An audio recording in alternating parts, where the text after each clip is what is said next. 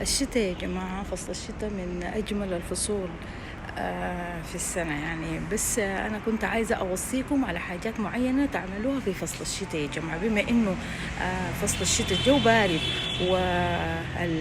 بتكون في جفاف في البشرة، بيكون في مشاكل يعني في موضوع إحنا ما بنشرب موية كفاية في فصل الشتاء. فأنا بقول لكم إنه لازم نحن ناخد كمية كافية من المويه في فصل الشتاء عشان جفاف البشرة وعشان الناحية الصحية يا جماعة، لأنه الكلى في فصل الشتاء بتتعب، لأنه نحن بنقلل كمية المويه اللي نحن قاعدين نشربها.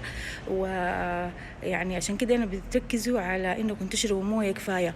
والرسول عليه الصلاة والسلام برضو وصانا في إنه إحنا المويه لما ناخدها يعني ما ناخدها كلها مع بعض، نشربها على كميات، يعني على أجزاء، يعني على 3 مرات كده. كمية المويه اللي نشربها على فترات. إن شاء الله دمتوا بخير وصحة وعافية.